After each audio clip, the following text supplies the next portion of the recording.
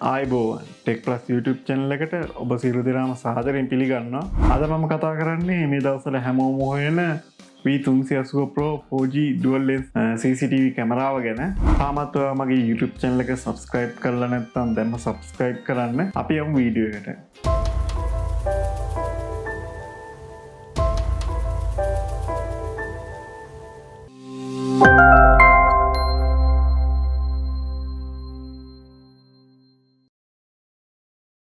අද මම මේ වීඩියෝ එකකින් ඔයාලට කියලා දෙනවා V380 Pro කැමරාව setup කරගන්න විදිය වගේම ගොඩක් කට්ටිය අහලා මේ හොයනවා මේකෙන් දැන් කැමරාව delete කරගන්නේ කොහොමද app එකකින් ඒ වගේම මේ කැමරාව share කරගන්නේ කොහොමද ඒ ගැනත් අද මේ වීඩියෝ එකෙන් මම ඔයාලට පැහැදිලි කරනවා අපි මුලින්ම බලමු unboxing වීඩියෝ එක කොහොමද මේ කැමරාව තියෙන්නේ කියලා මේ කැමරාව එන්නේ මෙන්න මේ වගේ box එක දාලා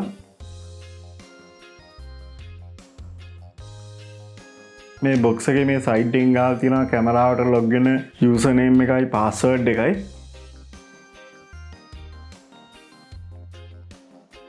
අපි බලමු බොක්ස් එක ඕපන් කරලා.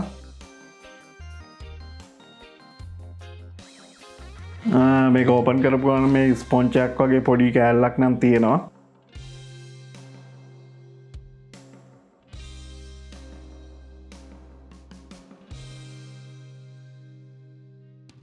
මේ තියෙන කැමරාව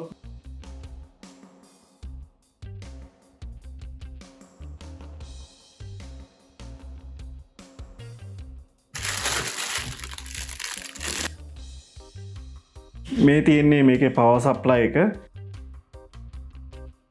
තව යූසර් මැනුවල් බුක් එක තියෙනවා මේ යූසර් මැනුවල් එකේ කැමරාව ගැන විස්තර ඒ වගේම මේක ඇප් එක සෙටප් කරගන්න විදිය ගැන විස්තර මේ යූසර් මැනුවල් එකේ තියෙනවා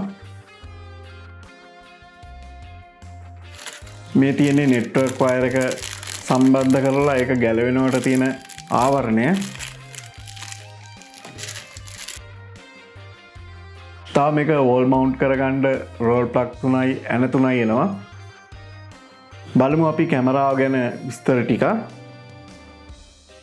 මේ තියෙන්නේ මේකේ ලෙන්ස් දෙක. ඒ වගේම අපිට මේකේ මේ IR LED වගේම සුදු LED ටිකකුත් පේන්න තියෙනවා. මේ තියෙන්නේ GSM සිග්නල් රිසීව් කරන්න තියෙන ඇන්ටනා දෙක මේක හොඳට මොබයිල් සිග්නල් එක ගන්න ඕන නිසා මේක ඇන්ටනා දෙකක්ම තියෙනවා මේ තියෙන කැමරාව වෝල් මවුන්ට් කරන්න තියෙන බ්‍රැකට් එක මේක අපිට ඕන විදිහට හරවලා තියාගන්න පුළුවන් මෙතන යූසර් නේම් එකයි පාස්වර්ඩ් එකයි ගහලා තියෙනවා QR කෝඩ් එකත් මේකේ තියෙනවා මේ තියෙන්නේ කැමරාවට පවර් දෙන සොකට් එකයි නෙට්වර්ක් වයර් එක සම්බන්ධ කරන සොකට් එකයි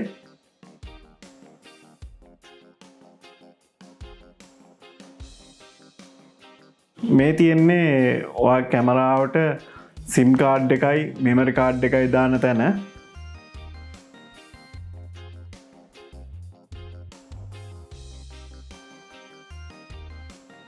තව මෙතන රීසෙට් බටන් එකකුත් තියෙනවා අපි බලමු මේකට සිම් කාඩ් එකයි මෙමරි කාඩ් එකයි සම්බන්ධ කරගන්න විදිහ. මේ කැමරාවට ඔයාලට කැමති මොබයිල් නෙට්වර්ක් සිම් එකක් පාවිච්චි කරන්න පුළුවන්. ඔයා ඉන්න ප්‍රදේශයේ තියෙන සිග්නල් අනුව ඔයාට කැමති සිම් එක මෙතනදී පාවිච්චි කරන්න. මෙන්න මේ විදිහට මේකට සිම් එක දාලා පොඩ්ඩක් ඇඟිල්ලෙන් තද කරන්න ලොක් වෙන්න. මේ කැමරාවට දාන්න පුළුවන් micro SD කාඩ් විතරයි. මේ කැමරාව GB 128ක මෙමරි කාඩ් එකකට උනත් සපෝට් කරනවා. සිම් එකයි මෙමරි කාඩ් එකයි දාලා තියෙන තැන තියෙන මේ පියන වහගන්න මේක රබර් පියනක්. මේක අපි අවුට්ඩෝර් හයි කරලා තියෙන වෙලාවට දූවිලි පින්න වගේ දේවල් ඇතුළට යන එක වළක්වනවා පවර් එකෙන්. දැන් අපි බලමු මේ කැමරාවට පවර් සප්ලයි එක දෙන විදිහ. කැමරාවත් එක්ක හම්බෙන පවර් පැක් එක අරගෙන අපි කැමරාවේ පවර් සොකට් එකට මේක සම්බන්ධ කරගෙන විදුලිය සපයලා බලමු.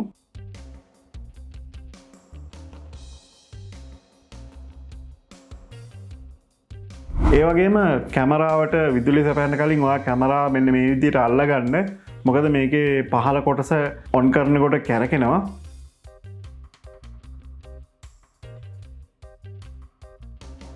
පවර් එක දීලා පොඩි වෙලාවක් ඉන්න. එතකොට ඔයාට වොයිස් මෙසේජ් එකක් එනවා කැමරාව ඔන් වෙනවා කියලා.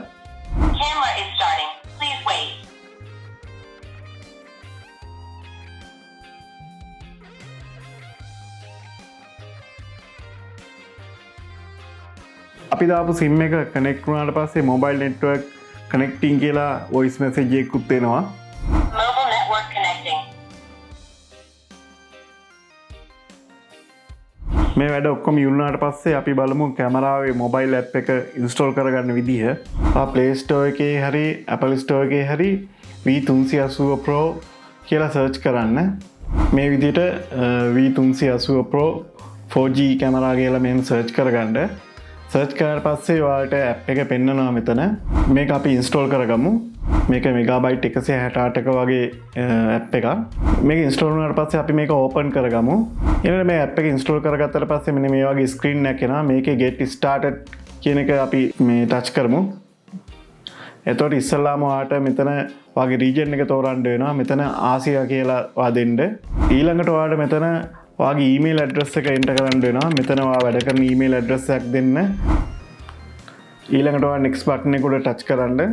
දැන් ඔයාගේ ඊමේල් එකට verification code එකක් එනවා. ඔයා ඔයාගේ ඊමේල් එකට log වෙලා ඒ verification code එක inbox එකට ඇවිල්ලා තියෙනවද කියලා බලන්න. සමහර විට ඔයාගේ inbox එකට ඇවිල්ලා නැත්නම් SAM folder එක අස්සේ මේ mail එක ඇවිල්ලා තියෙන්න පුළුවන්. ඔයා එතන ගිහිල්ලා පොඩ්ඩක් check කරලා බලන්න එතන තියෙනවද කියලා. හරි ඔයා ඊළඟට code එක enter කරාට පස්සේ මේ ඇප් එකට ලොග් වෙන්න ඔයාගේ මේ පාස්වර්ඩ් එකක් අහනවා. ඒ ඔයා කැමති පාස්වර්ඩ් එක මෙතනට දෙන්න පුළුවන්. මේක ඇප් එකට ලොග් වෙන්න තමයි මේ පාස්වර්ඩ් එක අහන්නේ. කියන්නේ ඔයා ඇප් එකට රෙජිස්ටර් වෙන්න තමයි මේ පාස්වර්ඩ් එක අහන්නේ.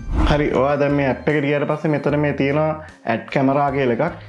ඒක ක්ලික් කරන්න. ඒ ක්ලික් කරලා පස්සේ ඔයාගෙන් මේ අහනවා මේ ෆෝන් එකේ කැමරා යූස් කරන්න පර්මිෂන් එක.